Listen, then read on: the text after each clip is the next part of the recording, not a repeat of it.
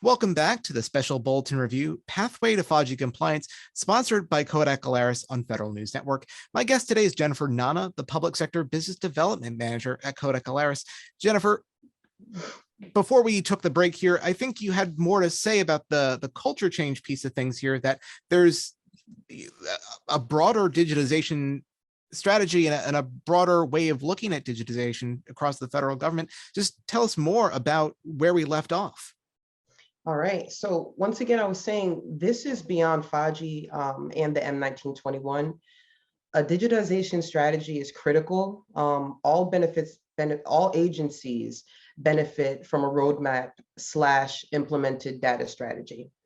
Outsource the roadmap strategy, support on implementation, records retention and governance is critical, as well as a strong partner network.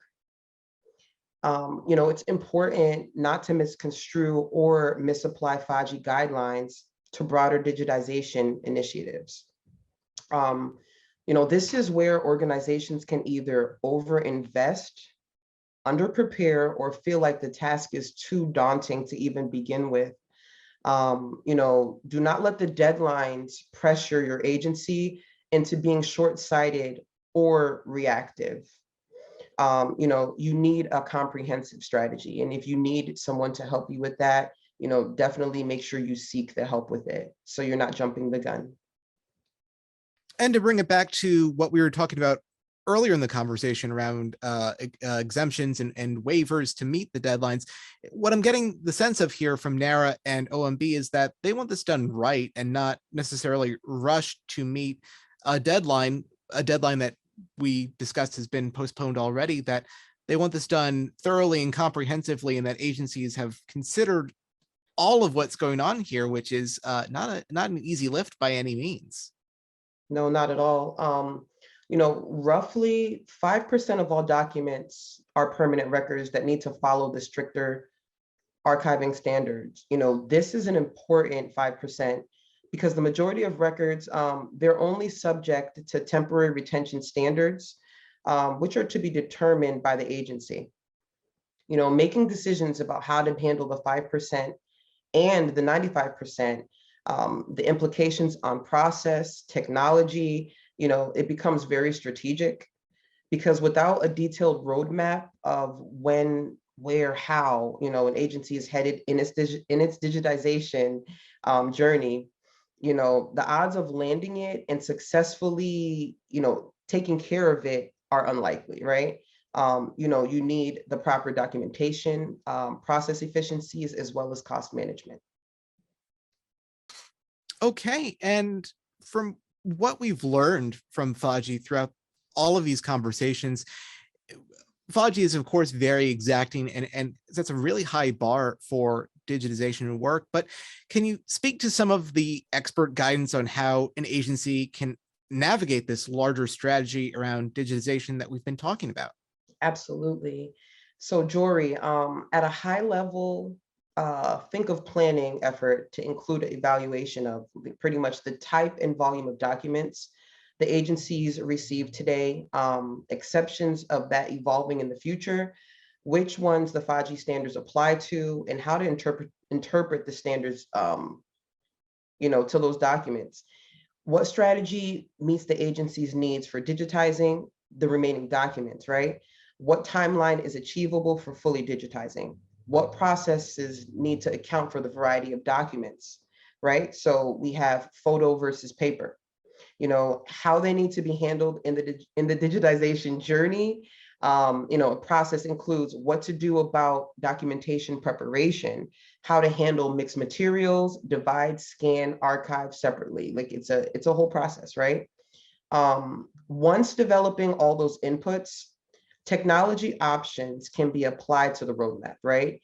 So it's where an agency could make decisions around, do we need 5G compliant scanners for all documents? Do we need separate equipment for digitizing our permanent versus temporary document types?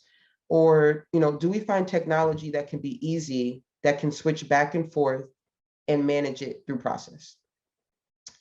I would say technology is one of the last decisions in the process. But unfortunately, in the absence of a plan, these decisions are being made, they're being made before all of the upstream decisions that can impact them, right?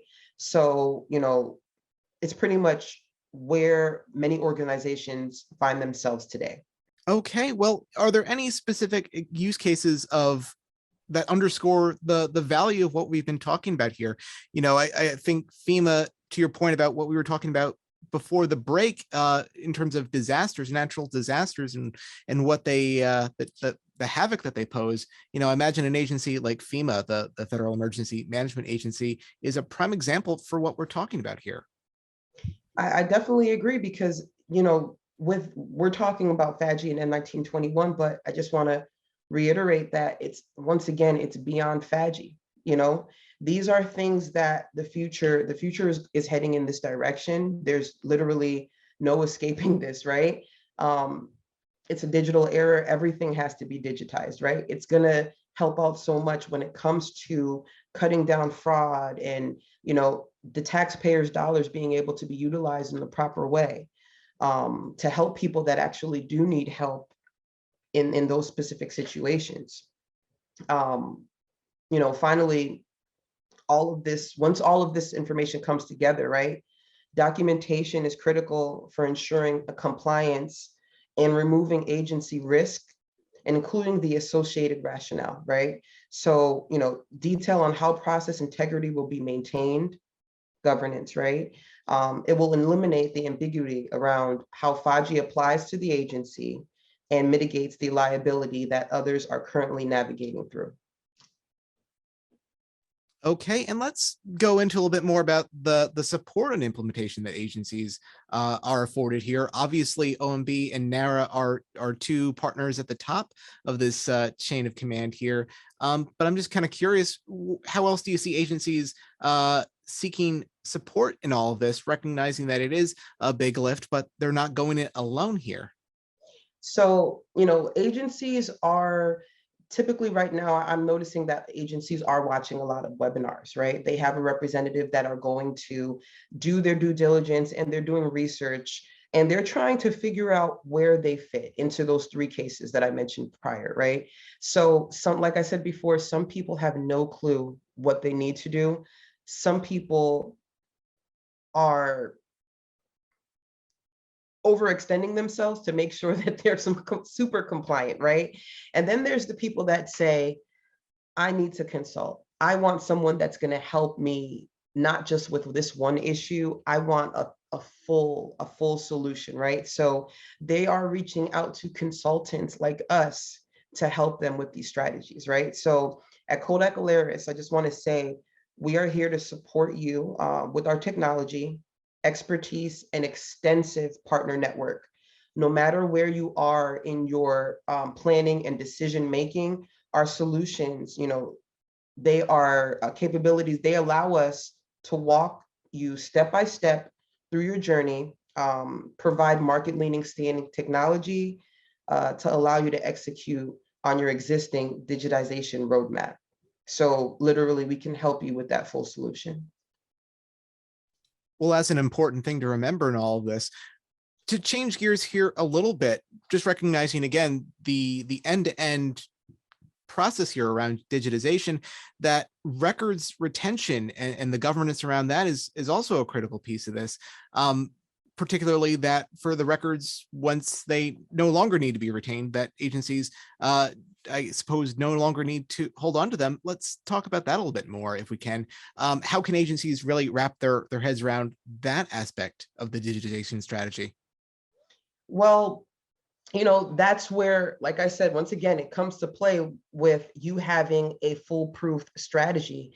This isn't something where you think about, okay, I just got to digitize these records, right? When you have a foolproof solution and when you're meeting with the consultant, that consultant should actually have that mapped out for you. So you talk about the life length of a specific document. You actually should have that mapped out, how long you're keeping the specific document, once the document needs to be digitized, as well as when that document needs to be scrapped or shredded, right? Or deleted.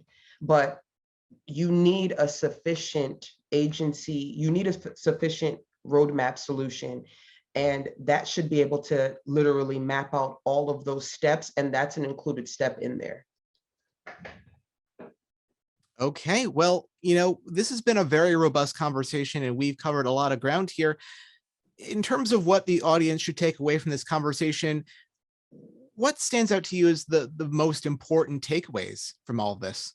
Um, Honestly, one of the most important takeaways for me is just letting you guys know that this is beyond Faji. Don't freak out because, you can have a solution, right? And the solution that you want is not just going to be a solution because of M1921, right? You're not doing this because of a specific mandate. You're doing this to literally put you ahead of the game. You're doing this because you want a solution that's going to make your jobs easier, and it's going to implement change where everyone is stress-free, right? In a perfect world, everyone would be stress-free. We know that's not going to happen on a day-to-day basis, but when you have a solid solution that is going to be implemented, it's going to make a big change for your specific agency, that's what you want to start with. You want to map out that. And also just knowing that you guys are not alone out there. If you do need help, feel free to contact a consultant. That is our job. We will be more than happy to help you with that. All right. Well, you had me at don't freak out and stress free. I think everyone can get behind those 2 points. Jennifer, thank you so much. I'd like to thank today's guest, Jennifer Nana, the Public Sector Business Development Manager at Kodak Alaris. I'm your moderator, Jory Heckman, and you're listening to Federal News Network.